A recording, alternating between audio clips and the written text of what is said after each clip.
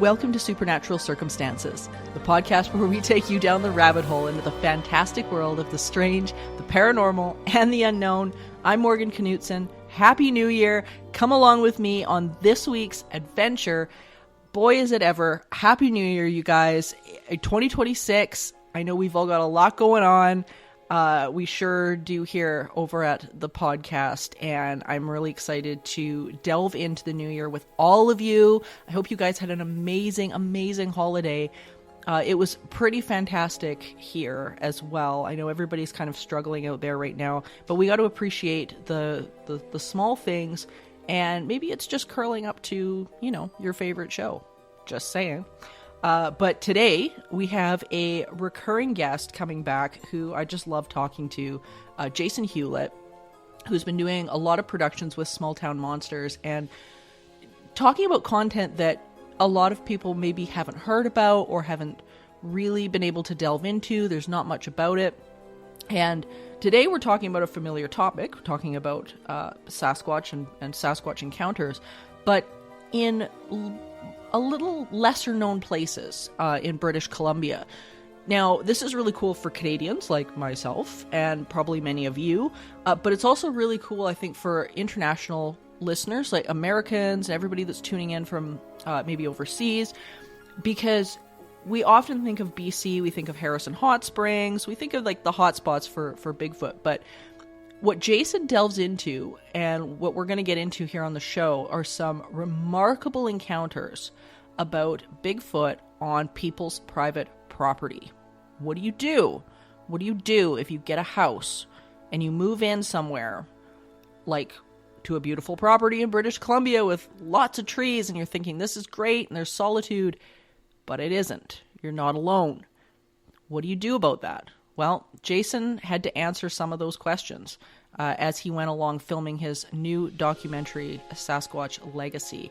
So we're going to kick this off here and get into this interview because I got questions. I don't know about you. Something probably a lot of people haven't thought about. Let's get this going.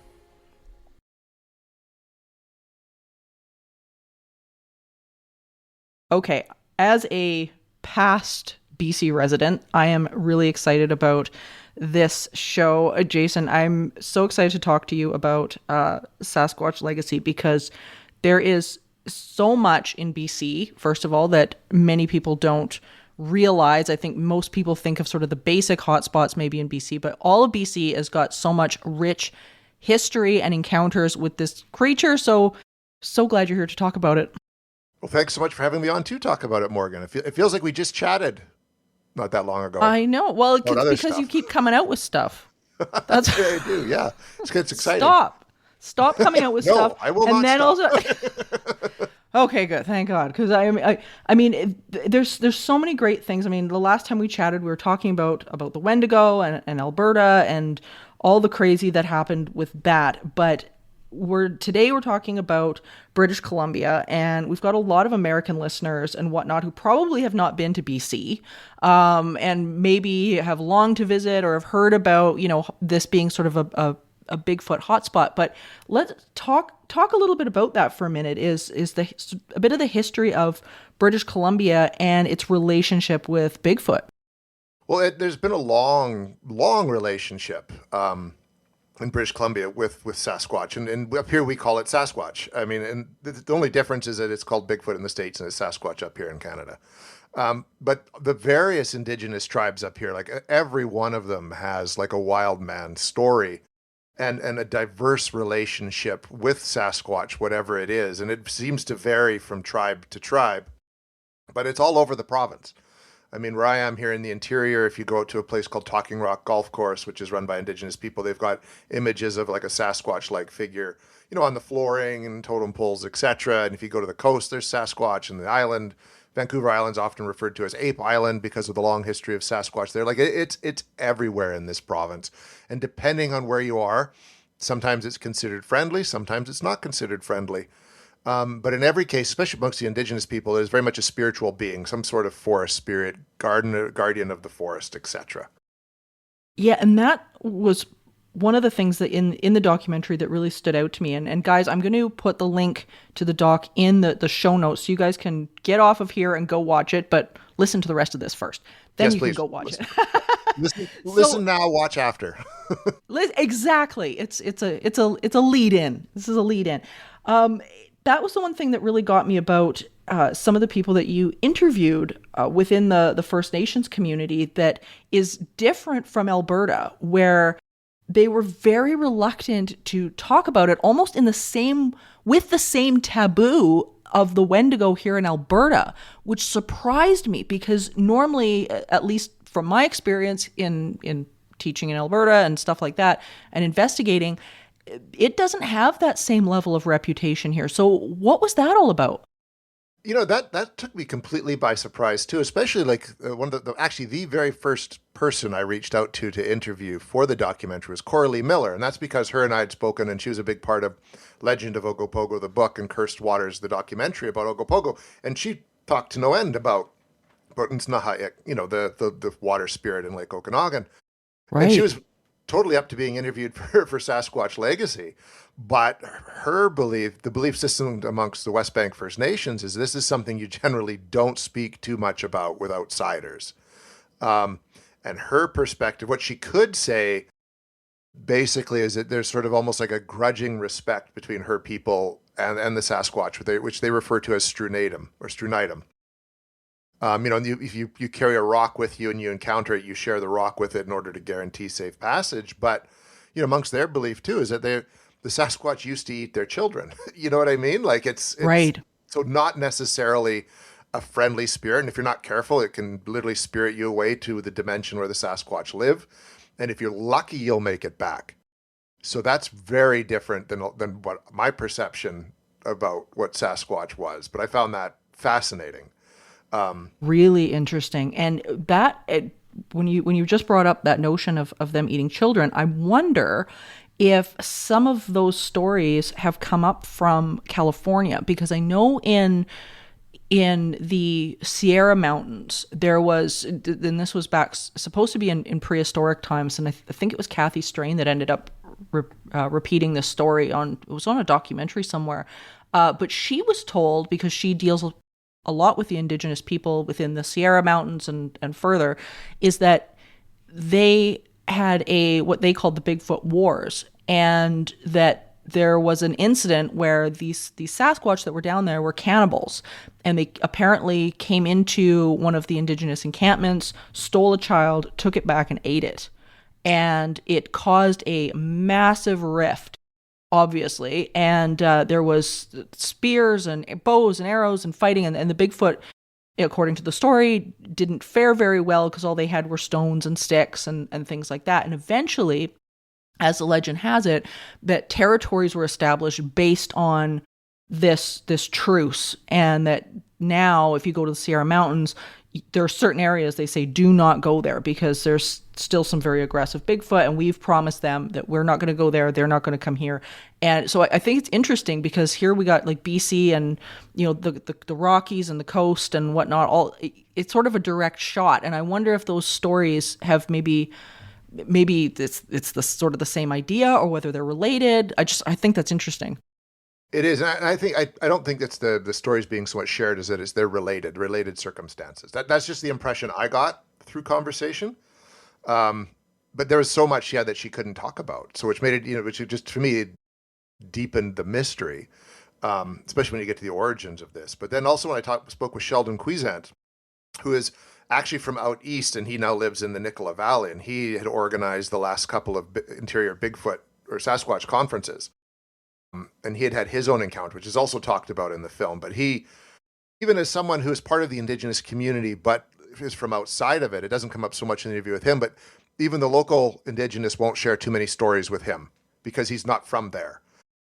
Wow. I found that really fascinating too, even though he's a big obviously he held a conference, right? So he's very much a believer in Sasquatch and supporter of the stories. And has had his own encounters, which are discussed in the documentary. But he sort of has his own belief system about it being harkening back to a former species on the planet before the last kind of great reset, the flood, right? So it's just, yeah, it was interesting. It's sort of two diverse takes on the same subject matter, but again, across the board, a reluctance to speak. And because part of the documentary was shot in Harrison Hot Springs, I had reached out to the Chehalis people wanting to get their perspective, but no one ever got back to me Wow. from there. So whatever information I could get from around there, I had to get secondhand. So there you go. It's wild. Yeah. Like, I mean, it's interesting the difference between like the West Coast and even just one province over, the difference that, I mean, I've had my own interesting encounters with Bigfoot. I've never seen one, but I've sure as heck heard them. And I mean, it is unnerving. Like, I mean, I do get it. Like, it's very unnerving, but I don't know. It was just very interesting. But Sheldon, like you were saying, he had some amazing encounters, including an encounter with his friend, or I guess two of his friends that he had driven down to it was the water, I think. Do you want to tell that story? Well, yeah, they'd gone up because they would kind of go just sort of squatching, like, fun squatching. So you kind of just go hang out with your buddies in the woods, and if something happens, it happens. If you find a track, you find a track. It's more just hanging out. But they'd got Sheldon's brother, who was in law enforcement, had wanted to go out with them. So they kind of went up late-ish one night. And it's sort of this lake that's remote. And he took me up there, and we met his friend Dustin and Dustin's wife Ariel. And it's a trek, and it's not a well-traveled road, etc. So you're up in the mountains in the Nicola Valley.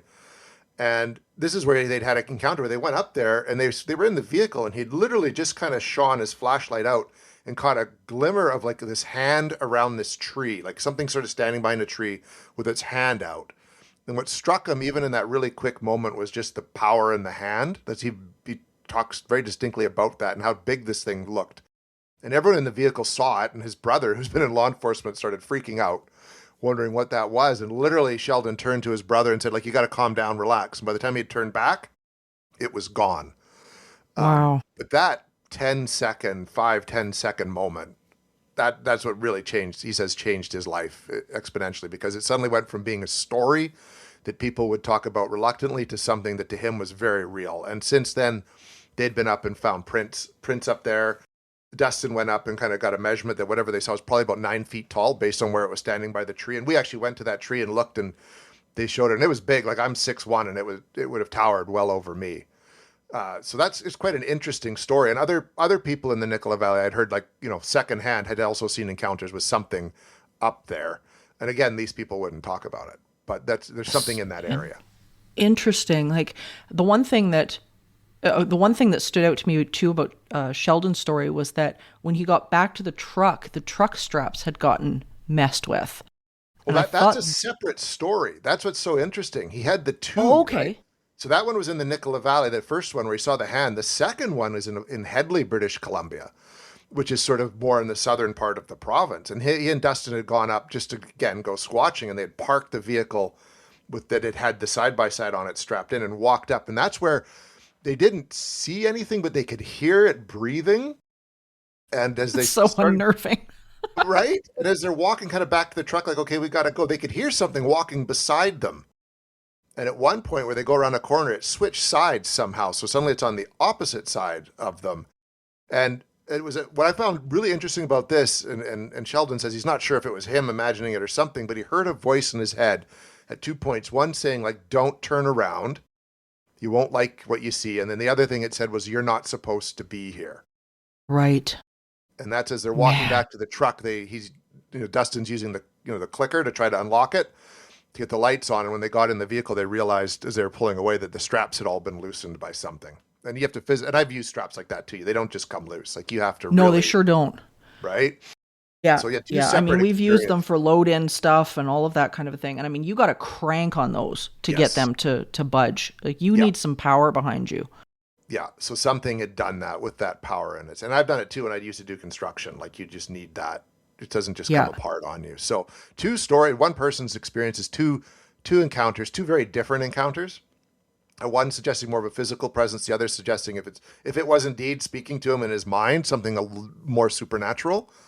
But equally, or both, leave an impact, especially the one in Headley. Like, that's something that spooked him for days. 100%. Well, and it brings to mind actually a friend of mine that had an encounter here that was scared the hell out of her. And there's so many parallels between her story and Sheldon's story, including that gut level, rock gut terror that he described. Like, no real way to put your finger on where it's coming from. Like, it's not really logical. It's just there. And she had a really interesting encounter. I'm sure she won't mind me repeating this. Sorry, Leslie. But it was so interesting. She was out visiting a friend, and of course, Alberta, there's a lot of people that have sort of cabins in the middle of nowhere here. And the area around this guy's property was Bigfoot territory. There was a lot of stuff going on, and he spent a lot of time researching them. And when she left his house the one night, it was quite late, got in her truck, and Leslie's like, she's a toughie. Like, she's a hunter. She's really good in the bush. I mean, most Albertans are, but she extra so.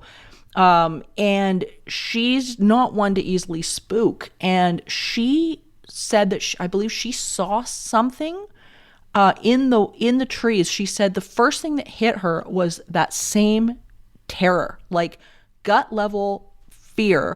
And she said the same thing. And I can't remember what she said that she heard in her head, but it was that same type of thing where it's like, you need to get out of here. I'm warning you now. You've got one go. And she was petrified. She floored it out of there so damn quick. And it wasn't long before that they had a different encounter. They'd been out setting up trail cams, she and another friend, for hunting season. And she'd been out this was broad daylight. She was out in the brush, and they both saw trees being physically shook really close to the truck. Like, just this one patch of trees, as if something had the branches and was just slamming these branches.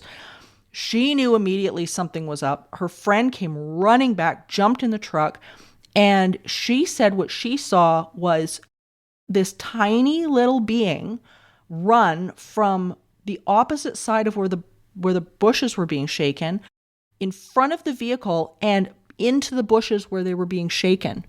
And she says what it looked like to her is if you were running on two legs and using your arms like a little monkey, like a chimp. And she said it was reddish brown, and it disappeared into the brush. And what was interesting, she said, was that, again, that sort of internal voice was saying, I will end you if you don't get out of here. And so same idea. So it was interesting to hear Sheldon's encounter, because it was like, man, I've heard this before. Likewise, I've heard it from various people, right? And that have had these Bigfoot encounters. And I even had something like that happen to myself, like, twice over a span of 20 years, in 96 and like 2017, I think. Same spot at our place out at the Shuswap, and it's just, again, it's a feeling that comes over you out of nowhere that you're not supposed to be, no voice, but you got to go right now. It's like pure fear. And you leave. And I remember both cases I listened and left, and it took like almost an hour for that feeling to subside. And I've been out there most of my life, frequently on a weekly basis, and only twice that's happened, but it leaves a mark. You never forget that feeling of terror. So I find that really interesting. Yeah, it's wild, and it's pervasive through all the stories, just like the smell. Yes, the smell. It's pervasive through all the stories. I remember I was out. I was doing a workshop out in Coal Lake here in Alberta, and I'm positive this was a Bigfoot. We had been out in the bush with a group of people and was teaching cryptozoology stuff, and that afternoon we'd come across these giant tracks near a swamp. And I mean, there's no mistaking the size of these tracks. They were so big. And it looked like whatever it was either following a deer or something like that. And the tracks were huge. So I ended up getting some photos of them. But later that night, we were doing a workshop in the same area, and that smell came out. And I think one of the people in the documentary described it as wet dog and poo. Mm-hmm. That is exactly what it is. That was Gorley, but yeah, she's spot on. Have you run into that too? I haven't, but I know, and it's in the documentary that Kenton Moore, who had his experience, he would smell something awful like that around his farm. Bad. a few times, but I haven't smelled anything like that. I've just had more of the fear response, right? When we were also filming it, we smelled like something urinated right near where we were that we couldn't see. And you could smell that. It was super strong. But not the wet dog and poo. So I'm still waiting for that one to happen. Believe me, you're not missing much. Kenton, though, and I found his story, things that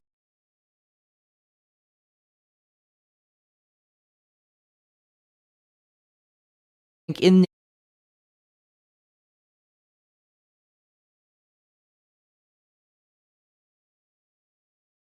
a lot of people that get cabins or have homes or whatever in the woods have to deal with a lot of the things that Kenton talked about. So do you want to talk a little bit about what he was experiencing and what was going on?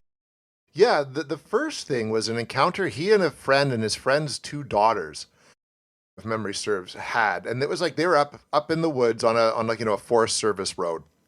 And for whatever reason, it stopped. And the friend had gone up, he had seen something and had gone up this like hill, basically, and disappeared into the trees. And Kenton had been out, kind of just hanging out, waiting, a rifle at the ready. And then his friend came ripping back down the hill, running unsafe. And we went to that hill, and you wouldn't want to just, you got to be careful going down this hill. But he was not. It was rough. Rough terrain, and is just yelling like, "Go, get in the truck. We got to go."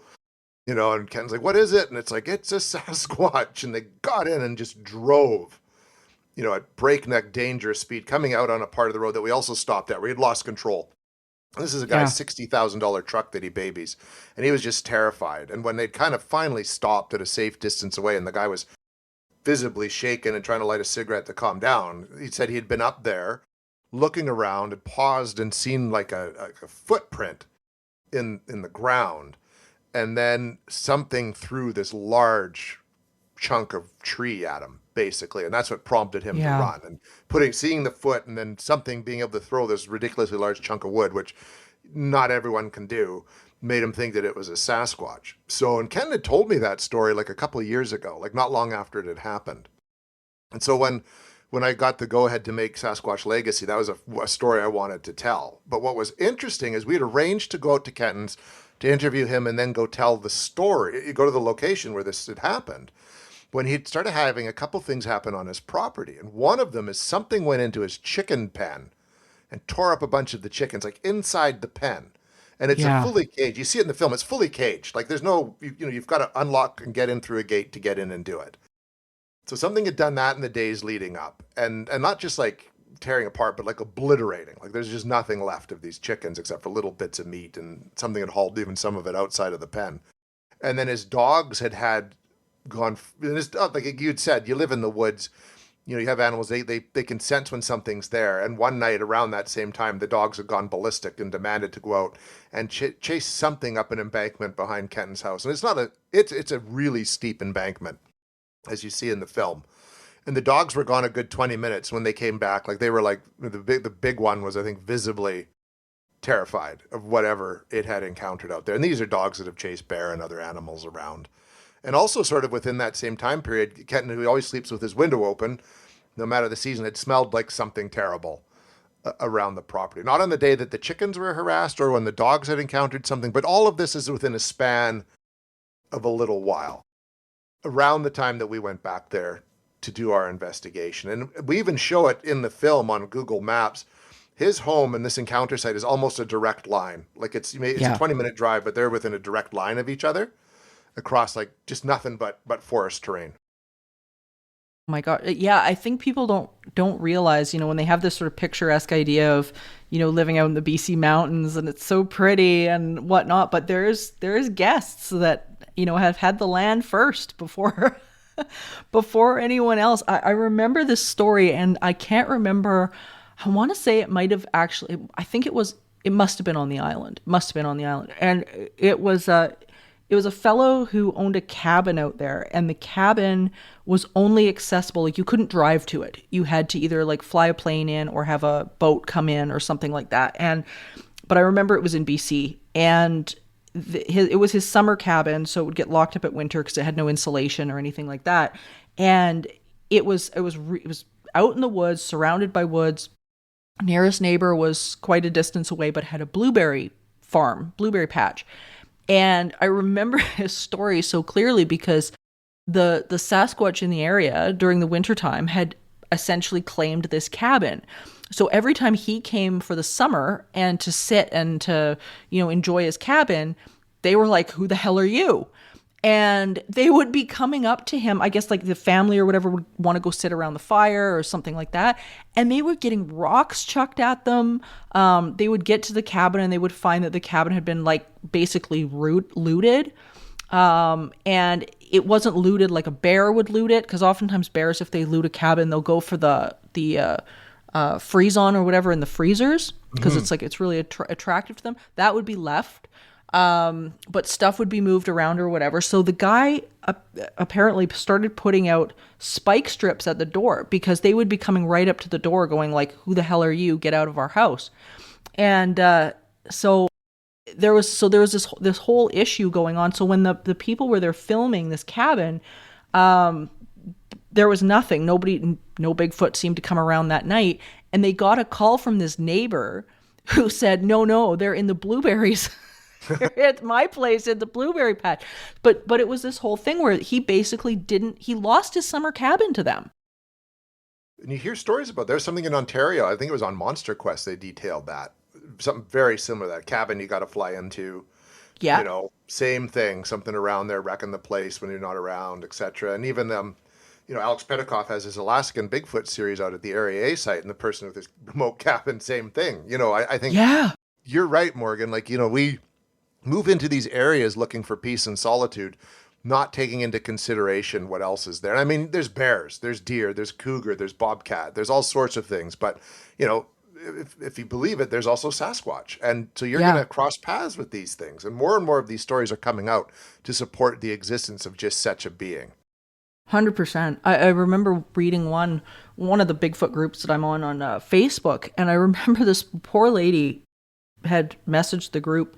And she had told her story. She had gotten a cabin, and I think this was in the U.S., but they just purchased this cabin. And when they got there to move in, I guess the previous owners had boarded up all the windows.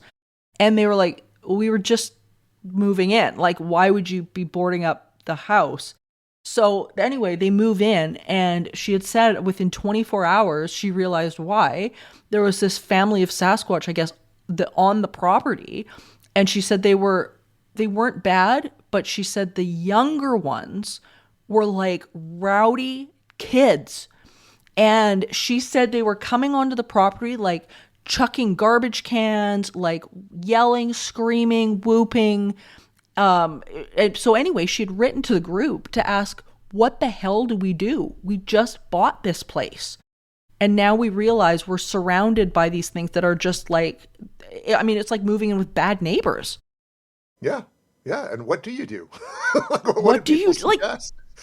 Right. Well, everybody sort of had a different thing. They're just like, well, you could try sharing with them, or, people would be like, well, I'll move out. I'd just get out of there. But I mean, they just bought the place. You can't just pick up and go. I don't think there was a decision that was made like at that point in time. But I remember that story and just thinking like, man, if you move into a place like this, you really better have either done the homework with the neighbors, or, be prepared to share if they're going to let you share. Yeah. That's the other side of it, right? I think, and with Ken, which it was interesting, is that his family's been there forever. And this is kind of only a recent thing, which to me suggests that there's either not that many in that area, or they maybe they travel and move about, you know what I mean? And just had happened to come through, and because, there's chickens and, they've got, beehives, it's something just attracted the attention of one that came down to check things out for a few days. And maybe the dogs did finally spook it off.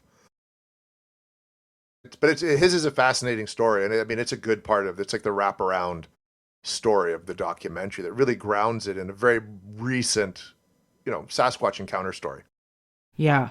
Yeah, it's interesting because it brings up so many questions, I think, of like what do you do when you see something like this?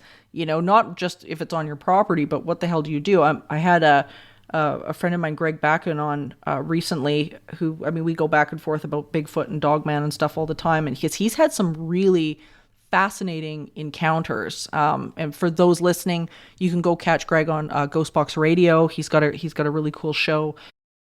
But he and I kind of connected over my experiences with Dogman and building a connection or a relationship, and his experiences with Bigfoot with that sort of same vein.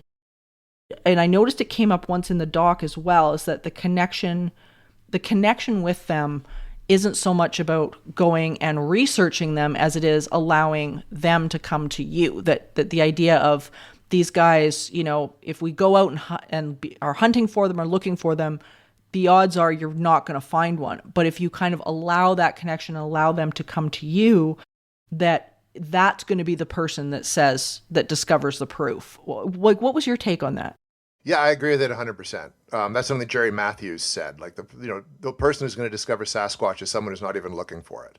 Like, they're just going to go out, be out in the woods doing whatever, and they're going to come across this. And, and I've done some filming since then on a project, and that was also the general consensus that came up. And most old school researchers like Jerry Matthews and Thomas Steenberg, that's their approach to it. And I think that's kind of the right way. Like, the stuff like the whoops and the call blasting and the tree knocks is more of a recent thing. And I think popularized because of TV shows and the internet, and I get it. I mean, it's something we even did in Sasquatch Legacy, because you got to do something. You know what I mean? Like, if you're going to investigate, you got to do something, and this is a visual medium. But I think you got to be really careful, and you shouldn't expect that that's what's going to draw it out. Although, we had stuff happen that I can't quite explain. Why don't you talk about that a little bit? Because you did have some interesting things going on. Yeah, well, we went up and we interviewed Kenton at the site where the experience had happened, and then Ollie kind of went off hiking on his own, which was because he likes to do that. So he went off and did his thing, and we went back to the truck, and we're talking and just doing some additional filming, and a lot of time passed, and Ollie just hadn't come back yet. And so I got a little bit concerned and was sort of calling for him. But what had happened is he'd kind of gone out through the field where this thing allegedly threw the tree from, found another road and was coming down, and he found what looked like something had crawled up that embankment or went up this embankment, like dug its feet in and went up. But also what looked like something had jumped down, and there were these big imprints that looked like feet, and even like, when something lands and you put a hand out to steady yourself, it looked like that, and then something gone across the road and then broken down trees and stuff and on a little path that went into the brush. So we finally connected with Ollie, and we went up there, and he showed us all of that. And then it's like Ollie heard like a growl or something in the tree line. And that kind of prompted us to try some knocks, which not much really happened. But once sun had set, we'd gone back to the top of the encounter site, and we're doing, the knocks and some whoops, and something kind of whooped back at us. Ollie and I both heard it. That became like the little stinger at the end of the documentary. But we also heard movement in the trees around us. And then we smelled like something urinated there. Yeah. And it was like the worst smelling pee ever kind of thing. We didn't see it. Who knows what it was, but I mean, I've spent a good chunk of my life in the woods, and I've never had an animal do that right where I was, where you could smell it. You know what I mean? Like, so it was that I found quite fascinating that happened. And that was like a bit anomalous for all of us. And we're all outdoorsy people and spend copious amounts of time in the woods. Well, and I mean, it would have to be a lot of it too, in order to create that amount of smell where you're going, oh my God, I can't handle it. Like, that's not a squirrel. No, or even a deer, I don't think, right? Or no. A bear, you would have heard huffing and noise. You know what I mean? Like, yeah. Yeah. No, there's some really interesting places. And I mean, and you got to, of course, visit Harrison Hot Springs, which a lot of, I think, Bigfoot fanatics will recognize that name. And then, of course, its history with John Green, which is so amazing. And I think that's the other thing about BC that I love, is that so many significant names that have contributed so much to this field have come from BC. John Green, even people like Thomas Steenberg, who you got to interview, which was so cool, by the way. I think it was really neat to hear him talk about Big Blondie in 41. I thought that was really incident neat. At Ruby Creek, and Big Blondie. Yeah, so cool. When you were at Harrison Hot Springs, John Green's legacy must have really played a role in impacting how you guys went about this. I mean, how can it not? Because it's John. I mean, he founded this. What were your thoughts about that? I mean, you guys were really standing on the shoulders of giants doing this. Well, that's what really hit. I'd been gone to Harrison Hot Springs several times to vacation, and when Small Town Monsters was up making On the Trail of Bigfoot: The Origin, they kind of focused a lot on John Green in that area. And so I thought to kind of do a documentary that to me was going to be about the legacy of Sasquatch. You couldn't not go to Harrison Hot Springs. Totally. Talk about John Green. Like, you have to. You have to. And went to the Kilby Historic Site where there is the John Green Museum. There's shots of that in there.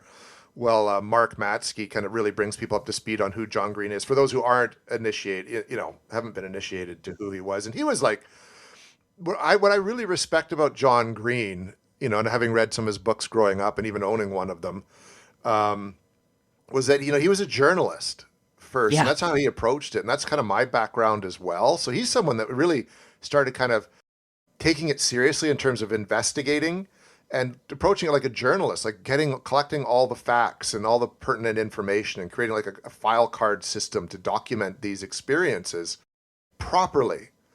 And just approach with a journalist sort of skepticism, but open-mindedness, and treating the interviewees and the experiences with respect.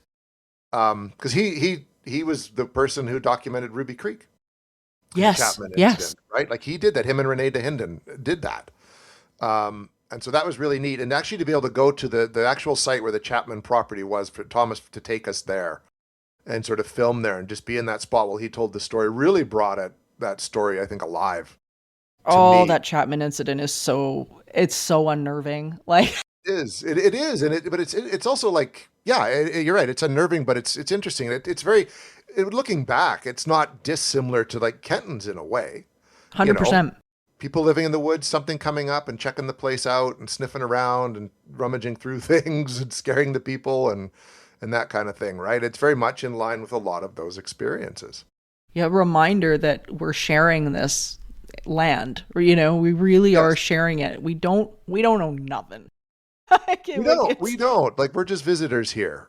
And I think that's kind of, in a way, like talking about it now, that's almost, I think, kind of a theme in the documentary. Whatever this is has been here way longer than us, and it's wary of us, and we're kind of moving into its territory, and I don't think we're good for it or the land.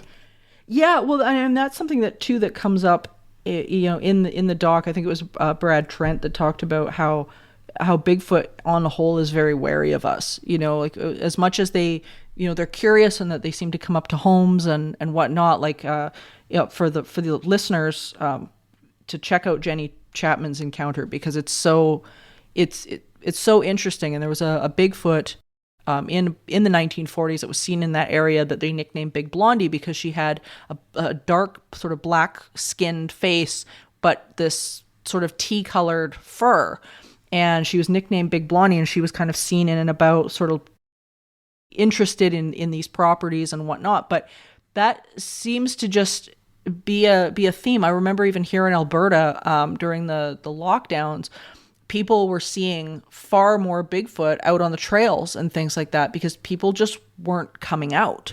And so you kind of see this theme where, I mean, I don't know, like, I've always gotten the impression where I've had a lot of encounters with dogmen over the years who are very nervous, but wanting the connection. Like, when they're approached properly, they want that connection. Where with Bigfoot, I don't know. I'm not sure they do. They seem to be happy in their reclusiveness. What are your thoughts on that? I agree as well. I mean, you do hear cases where people can share a property with them, right? Yeah. And you can seem to get this coexistence, but it's not like they're doing it in some suburban neighborhood, right? Like, you'd have your own property out in the woods, probably big enough to support, there'd be room for both of you. You know what I mean? Like yourselves and the Sasquatch. And I think you can kind of coexist that way. And I mean, you do hear tons of stories around Harrison Hot Springs. The Sasquatch haven't moved out of there despite all the people, but I think they do want to keep to themselves, and they're just not that interested in encountering with us. And even there, we didn't get into it in Sasquatch Legacy, but it's something that I'm going to touch on one of my next projects, that there are places where the people and the Sasquatch made an agreement, and then they don't cross over. much like what Sheldon was saying in his story. Like that mountain in Headley is theirs at night. They weren't supposed to be there. So I think, you can I think there's places where the indigenous people and the Sasquatch have kind of made this bargain.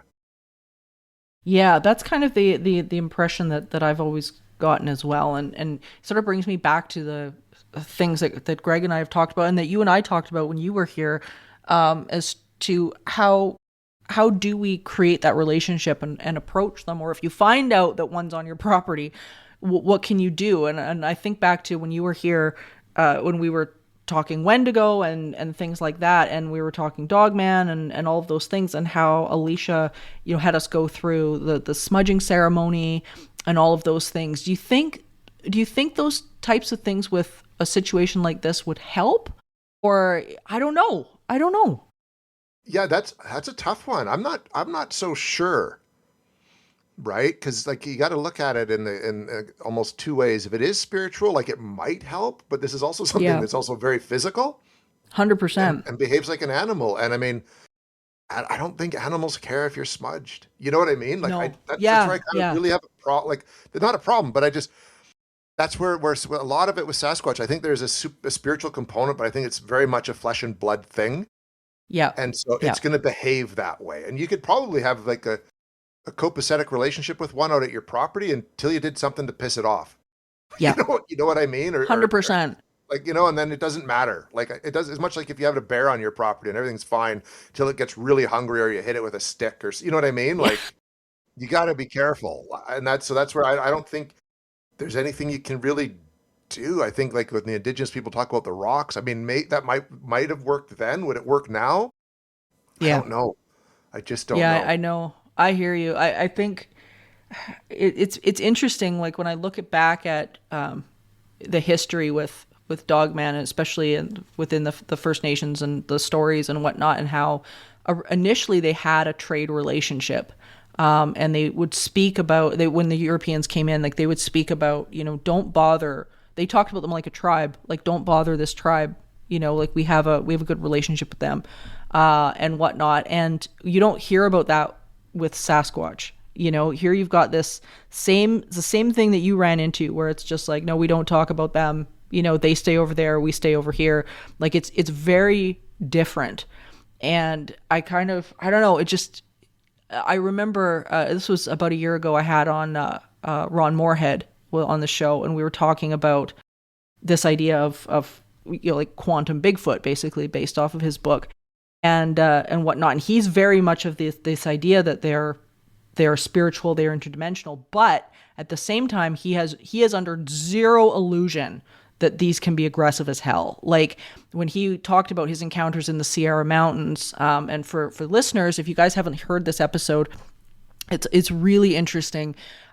He spoke at length of because he's responsible for the famous Sierra recordings. The Sierra Sounds back in the 1970s. And every time he would go up to this remote location, the big male was ready to kill him. And they had sort of this campsite that was very well sheltered with a door and whatnot. But he said these things he was afraid. Like he was afraid. And he said they didn't want to be friends. Like he wasn't interested. He wanted them out. And so I don't know, like you, I don't know. If I had one mad at me, I think I'd be terrified. Yeah, I just wouldn't. And I had something and I'll talk about it not on this show, but down the road that happened while we were sort of beginning to film the next project, which was actually like that Ollie and I experienced. It was quite frightening. Yeah. And it was just one of those things. And like again, we're avid outdoors people, and Ollie's been doing this for a long time. Isn't scared of much, and we had guns, and even he's like, yeah, no, let's get out of here. It's a 2-click hike back to the truck and it's snowing. We got to go. Like, just we're not playing around. And that would be my approach too, if something's there that you felt was behaving in any way remotely aggressive. Yeah. And I think that's something that people need to listen to. Like I remember Ron was out on one expedition with a group of people that I know up in Alaska. And what was interesting was that was one of his number one do not do's was things like he advised against it. They ended up doing some call blasting with the Sierra Sounds in Alaska, in Portlock, Alaska. But he had said he absolutely does not recommend it. And he said, because number one, you don't know what message you're sending. Right. You don't know what they're saying. That's my theory with that kind of, you don't know what this is. Like, why would you do don't that? know. Yeah, you have Right? no idea what it is. And then on top of it, he said the instances that people have done it, he said these things will come busting out of those woods faster than you can blink. Because they're pissed. And I think so. What would your recommendation for people that are really interested in this? Because I mean, I'm one of them, but I don't think I'll be doing that any too soon. But what would your recommendation be if people want to go out and experience something like this? Where can they start, and what shouldn't they be doing based off of what they're seeing on television? Basically, don't do a lot of what you're seeing on television. If it's on TV, just nix it. Just nix it. Right? Go out like you're going to go out with your buddies in the woods, camp, have a fire, hang out, and just don't be flashing lights around and being too goofy or aggressive or anything like that. Like, just be out having a good time, sitting around the fire, talking, cooking some stuff, and just take some time to be quiet and listen. And I think that's the biggest takeaway we got from doing this doc, and even like some of the work that's coming. It's like, just go out there, and if again, like we've already said, if Sasquatch wants to come across you, it's going to do it on its terms, not the other way around. Yeah. It's kind of like and this too, Morgan, when you're doing a paranormal investigation or a ghost hunt. If you try to provoke something, you don't know what you're going to encounter or what you're going to get back. So you go there, you be respectful. You kind of do your thing, like you're hanging out there. And then if something's going to happen, it's going to happen. And I think that's the best way to approach this. And the difference between a ghost and a Sasquatch is, we haven't heard cases of ghosts tearing you apart. Yeah. Yeah. Right. But there are missing people in regards to this. Yeah. There are missing people in regards to this subject that I don't think people, maybe, I don't know, don't take seriously or whichever, but the reality is there's been injury. There has been, people disappear. And it's, I think going out, anytime we all go out in the woods, we're never in control. I think that's one misconception with a lot of this is it's like, I'm going to go out there with my gun and I'm going to go out there with all my camping stuff. And I've been in the woods a million times. And it's, as soon as you're the one that says, I've been in the woods a million times, it's fine, you're the one that's going to go missing. Like, or something else is going to happen. Like 100%. Like I remember a good friend of mine, he's a very, very good swimmer. Like he's into all the like hardcore sports, like rapids, like going down the rapids in canoes and crazy like whitewater rafting stuff. Like he's a hardcore swimmer. And I remember we were having this conversation with another friend on the docks here in Alberta in Wabamun. And she was going on and on and on about I'm such a great swimmer and this, that, and the other thing. And she was, nowhere near to the capacity that he was. And he said, as soon as you say that, you're the one that's going to drown. Because he said, you are never, ever, ever in control out there in the water. He said, even at my skill level, he's like, I've had close encounters. I thought I was going to die. And it's like nature has this way of flipping the tables so quickly. And like, I can't even imagine being in a situation where, you're out there with something like that. And once that's barreling down on you, what are you supposed to do? Yeah. Run. But even that might be dumb. If it's as big as these are supposed to be, they could outrun you in 2 steps. You know what I mean? Like you can have a rifle and I guess you shoot and hope that works. But even then, like, this is something huge. Like it takes several shots to take down a bear, right? Like, and this is bigger and stronger than a bear. Like, I think people don't think about that component. And never mind Sasquatch. There's lots of other things in the woods to worry about. Right? Yeah. Like, this is Canada. This is Canada. Like, there's cougar, bobcat, wolves, coyote, bears, grizzly bears. Yeah, moose for that instance. Moose, snakes, there's all manner of things out there you got to be cautious of. So you should, one thing my father always taught me was like humility. And that'll save you 9 times out of 10. Like, again, don't be cocky and think you know what you're doing. No matter how much you know what you're doing. Yeah, they know more than you. That's it. I mean, it's their territory. Like even the encounters, a couple of the close encounters that I've had with Dogman, even though they've been very peaceful. There's every single time you are humbled quickly, and there's never a point where I think I'm the one that's in control of what's going on, ever. It doesn't happen. It's you're on edge no matter what, even when everything's going really well.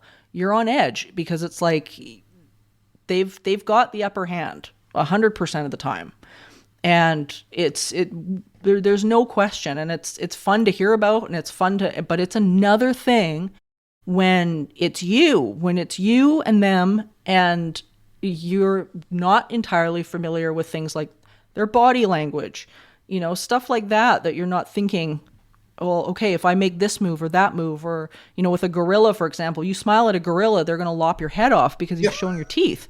Right?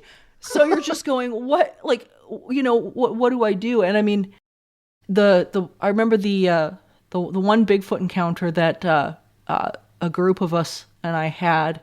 This was interesting, and it was actually very close to. We were actually listening to a group of dogmen at the time that were hunting a group of coyotes, and it just sort of the same thing as in Land Between the Lakes. Oftentimes you'll hear one and hear the other, and here in Alberta that's kind of the same thing. Like many times where there's dogmen, sometimes you'll actually hear whooping and stuff like that from Sasquatch. And I remember the one encounter we had. We were on one side of the road. The dogmen were on the other side of the road. We could hear them. And from our side of the road, we started hearing whistles. And they were really loud, like whistling. We'd hear these kind of like grunting noises, almost like gorilla noises, like ape. And so we were hearing these sort of like noises, and the whistling clear as a bell. And I mean, at that point, it was like, no, it's time to get back in the truck. It's time to get back in the truck. That's enough. Because I mean, I don't want one of these things barreling down on me, and I don't think they're going to listen. So, no, yeah, I think respect is everything. Respect is everything in this. I agree, and I think in any of the work done in the paranormal, there needs to be that respect. No matter what you're looking for, be it Sasquatch or a ghost or UFOs or what have you. You got to have that healthy respect for it. Have you heard of before we wrap this up, because I'm curious just to know what your take is on this? I've heard a number of times from BC, people seeing or having a Sasquatch encounter, or there have been a Sasquatch encounter within a day or so of seeing lights and things like that in the woods.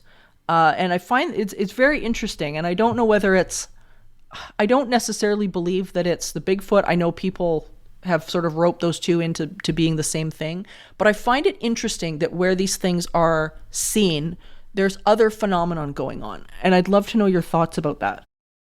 Yeah, I think no one has reported that specifically to me, anything like that. But I mean, you are hearing that more and more with just stories, like Sasquatch encounter stories, and I think like we've had stuff happen around some of the filming we've done that could be called paranormal, but not directly related to Sasquatch. Mm-hmm. I just think the phenomenon is always there. Do you know what I mean? I think there's all this stuff, we've talked about this before, Morgan, like there's this stuff is all kind of happening all over the place, and 100%. In some way this is all interlinked somehow. So I'm not surprised. I know that there've been cases in the past where people would leave the wild aspects out of the Sasquatch encounters when they'd report them, because that's pretty wild enough. Yeah. So maybe people are just now more comfortable to share all aspects of whatever's happening to them. So interesting. Well, this has been amazing. I currently, I've watched it. I'll probably watch it again. But tell people where they can watch this documentary. It's called Sasquatch Legacy. It's so good, you guys. Small Town Monsters, of course. Plug the hell out of it, Jason. Yeah, it's showing on the Small Town Monsters YouTube channel right now, and as of today, I mean, this is like a few weeks out from when this comes out, it was at 55,000 views in like just over 3 days, which I'm really excited about. And so yeah, that's where you can find it, at least for now. yeah, please check it out. People who have seen it so far have really enjoyed it, much like yourself, Morgan, and I thank you for that. And people have reached out saying how much they've enjoyed it, so I really appreciate that. And I might as well plug it too. If you want to hear more of Morgan and I working together, please check out Tracking the Wendigo, which is also Yeah. on the Small Town Monsters YouTube channel at this point, and people are still watching it. It's doing quite well, and that makes me very happy. Yeah, it was such a great thing to be a part of, and I'm excited. I'm excited to do some Bigfoot stuff with you at some point. I think there's so much out there, and there's so much here in Alberta that, I mean, we got to do something. So we got to do something. It's phenomenal, the hot spots in Canada. I mean, they're everywhere, and it's so cool. So people, if you're out hiking, you're out doing, a winter hike or anything like that, bring your camera. Take pictures, have it at the ready. So many people say, oh man, I saw it and it was just a second and they were gone. But have the camera ready. You never ever know what you're going to encounter, and enjoy it. Enjoy the encounter, because so many of them are peaceful and wonderful. And I mean, life changing. So it's incredible. So thank you so much, Jason. This has been amazing. Go watch Sasquatch Legacy, you guys. It's so good. Link is in the show notes. This is great. Yeah, thank you so much, Morgan.